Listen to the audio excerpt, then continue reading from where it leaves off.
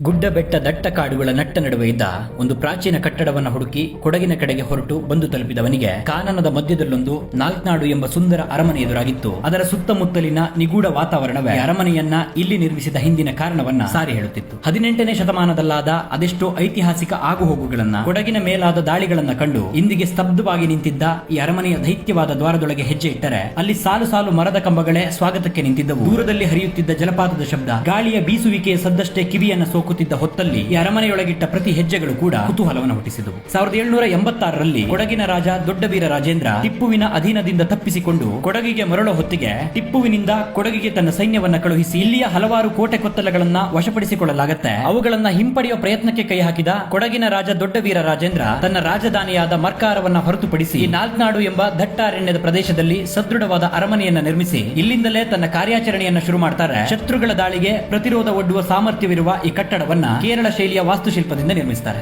ರಾಜ ದರ್ಬಾರು ನಡೆಯುತ್ತಿದ್ದ, ಅವುಗಳನ್ನ ವೀಕ್ಷಿಸಲು ರಾಜ ಆಸೀನನಾಗುತ್ತಿದ್ದ ಜಾಗವನ್ನ ಗೋಡೆಗಳ ಮೇಲಿದ್ದ ವಿಭಿನ್ನ ಚಿತ್ರಗಳನ್ನ ನೋಡುತ್ತಾ ಈ ಅರಮನೆಯ ನೆಲಮಾಳಿಗೆಯ ಒಳಗೆ ಇಳಿದರೆ ಆ ಕೋಣೆಗಳನ್ನ ಅಕ್ಷರಶಃ ಕತ್ತಲು ಆವರಿಸಿತ್ತು. ರಾಜನ ಅಡಗುತಾಣವಾಗಿದ್ದ ಈ ಕೋಣೆಗಳಲ್ಲಿ ಗಾಳಿ ಬೆಳಕುಗಳಿಲ್ಲದೆ ಹೇಗೆ ಬದುಕುತ್ತಿದ್ದರು ಅನ್ನೋ ಕುತೂಹಲವು ಮೂಡಿತ್ತು. ಮೂರಂತಸ್ತಿನ ಈ ಅರಮನೆಯ ಮೂಲೆ ಮೂಲೆಯನ್ನ ಸುತ್ತು ಬಂದವನಿಗೆ ಆ ದೀಪದ ಗೂಡುಗಳು, ಪ್ರಾಚೀನ ಶೌಚಗೃಹಗಳು, ಸ್ವಲ್ಪವೇ ಬೆಳಕು ಸೂಸುತ್ತಿದ್ದ ಚಿಕ್ಕ ಚಿಕ್ಕ ಕಿಟಕಿಗಳು, ಆ ಮಣ್ಣಿನ ಗೋಡೆಗಳು, ಮರದ ವಸ್ತುಗಳೆಲ್ಲವೂ ನೂರಾರು ವರ್ಷಗಳ ಹಿಂದಕ್ಕೆ ನನ್ನನ್ನು ಕರೆದೊಯ್ಯುತ್ತಿದ್ದವು. ಆಧುನಿಕತೆಯ ಪರಿಚಯಕ್ಕೂ ಹಿಂದೆ ಜನರ ಬದುಕು ಹೇಗಿತ್ತು ಅನ್ನುವುದಕ್ಕೆ ಈ ಅರಮನೆಯ ಪ್ರತಿ ಜಾಗಗಳು ಕೂಡ ಸಾಕ್ಷಿಯಾಗಿದ್ದವು. 1832ರಲ್ಲಿ ಕೊಡಗನ್ನ ಆಳುತ್ತಿದ್ದ ಚಿಕ್ಕವೀರ ರಾಜೇಂದ್ರ ಮತ್ತು ಬ್ರಿಟಿಷರ ನಡುವೆ ಭಿನ್ನಾಭಿಪ್ರಾಯಗಳು ಉಂಟಾಗಿ ಬ್ರಿಟಿಷರೊಂದಿಗೆ ಯುದ್ಧ ಮಾಡೋ ಪರಿಸ್ಥಿತಿ ಎದುರಾಗತ್ತೆ. ಆಗ ಕೊಡಗಿನ ಮೇಲೆ ದಾಳಿ ಮಾಡಿದ ಬ್ರಿಟಿಷ್ ಸೈನ್ಯಕ್ಕೆ ಪ್ರತಿರೋಧ ಒಡ್ಡಲಾಗದೆ ಮುಂದಾಗೋ ಅಪಾರ ಹಾನಿಯನ್ನ ತಪ್ಪಿಸುವ ಸಲುವಾಗಿ ಈ ಅರಮನೆಯಲ್ಲೇ ಚಿಕ್ಕವೀರ ರಾಜೇಂದ್ರ ಬ್ರಿಟಿಷರಿಗೆ ಶರಣಾಗಬೇಕಾಗತ್ತೆ. ಈಗ ಈ ಇತಿಹಾಸದ ಕಥೆಗಳನ್ನ ಮೆಲುಕು ಹಾಕುತ್ತಾ ಪ್ರತಿ ಜಾಗವನ್ನ ಗಮನಿಸುತ್ತಾ ಹೊರಟವನ ಪ್ರಯಾಣಕ್ಕೆ ವಿದಾಯ ಹೇಳೋ ಸಮಯ ಬಂದಿತ್ತು. ಈ ಸದೃಢ ಕಟ್ಟಡದ ವಿನ್ಯಾಸ, ಕಾಲಗರ್ಭ ಸೇರಿದ ಇದರ ಇತಿಹಾಸ, ಸುತ್ತಮುತ್ತಲಿನ ವಾತಾವರಣವೆಲ್ಲವೂ ಕೊಟ್ಟ ಅನುಭವ,